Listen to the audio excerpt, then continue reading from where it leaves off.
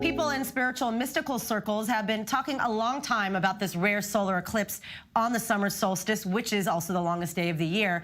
The ancient sacred sites, like the one we just saw in this piece, and places like Stonehenge in the UK from the Neolithic era, have energetic significance during these cosmological and energetic events.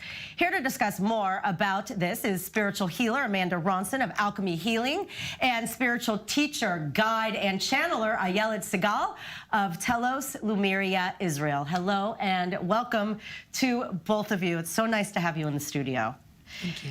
Obviously, we have gone through a lot. All of us are feeling it in some way or another. For you in particular, talk about how Telos Lumeria, I know it has to do with Mount Shasta and ancient sacred cities, and you had a big event. So let's talk about this summer solstice and June 21st and why it's significant from the standpoint of the Lumerian beliefs. So by the Lemurian belief, and especially at Telos, because it's a fifth dimension city beneath Mount Shasta, we had a celebration all over the globe. And here in Telos, Lemuria, Israel, ecologic village, we had a special gathering too.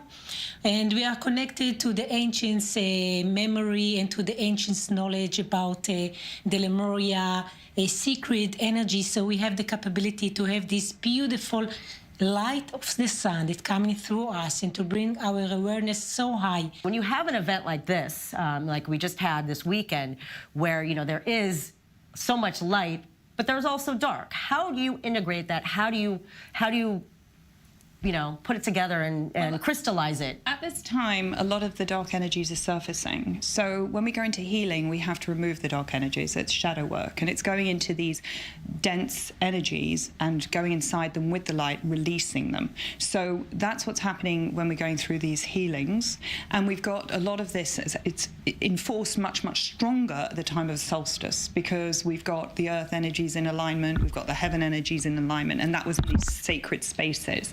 So that's exactly. And eclipses is a right. time when the veils are thinner the between worlds, amount of energy at that time. Right. So what they were looking at is in these places, a lot of healing was happening, and also on the solstice and in these rituals, you've got a time where we base intent into the things that we want, so that we can co-create them. So a lot of this time is now when we should be going inside ourselves, thinking about the things we would like, because we're so being pulled down by all the darkness that's going on around us, and think about what we would like in a positive way, and to put it out there. And the time of the solstice, and particularly this time now, because we're between the eclipses and we have Mercury retrograde happening, everything, and it's a lot of, and if you look at past history at this time, if we look at past history at this time, this is where there is political upheavals. This is where all of the darkness comes into Earth, and we're in a very, very, very transitional period now, where we're moving in forward, and we need to bring in these beautiful light energies. And how do we do that? Is to stay balanced, realize we're going through an energetic upheaval.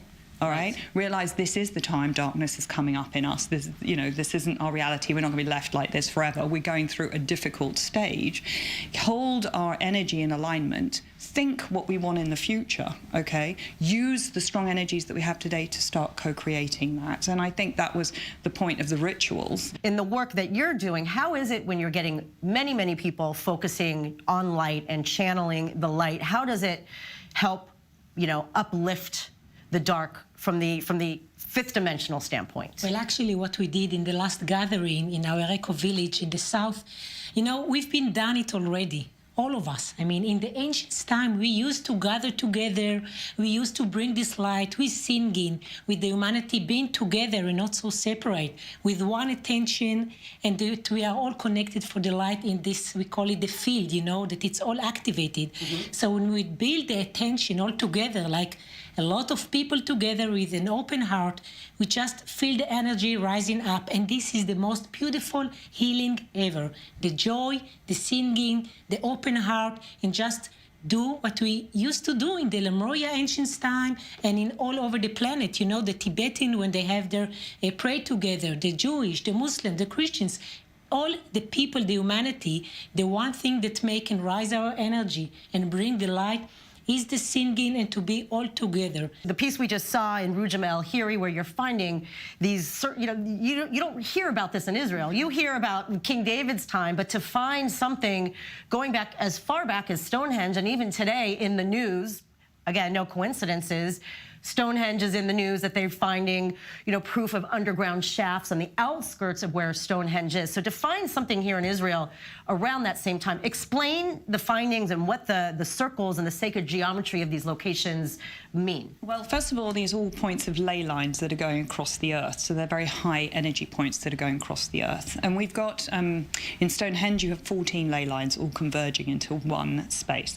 But if we were to look at Israel and we look at the ley lines there, and we have to look at other specific things, we're going to look at the hills, we look at the, you've got hills coming there, you've got water in that radius.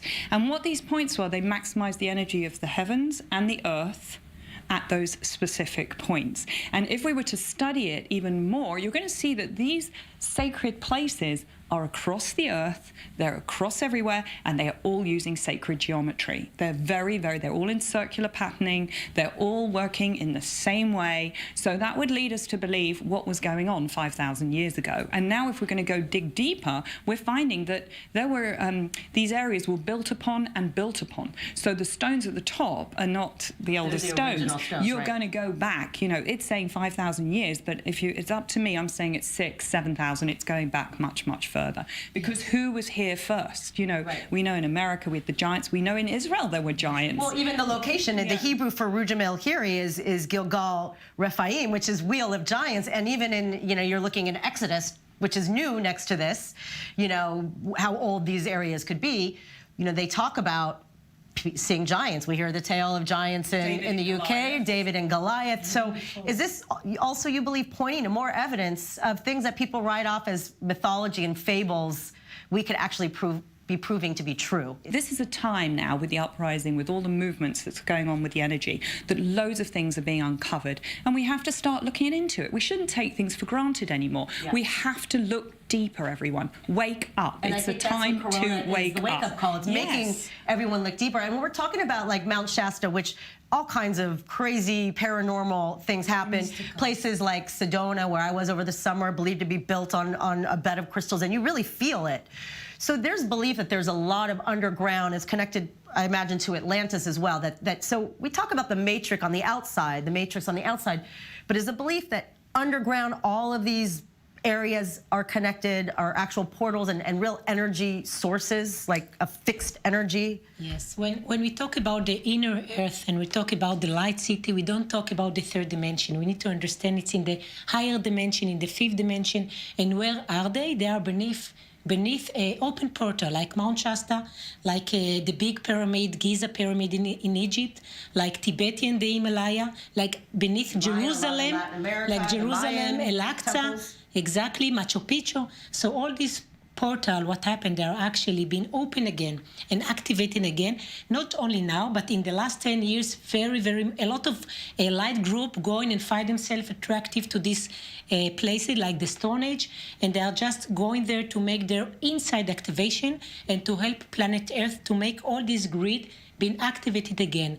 Unfortunately, we're out of time. This is the end of the show, but I want to close Amanda on the show on setting. Let's set an intention. Let's set an intention.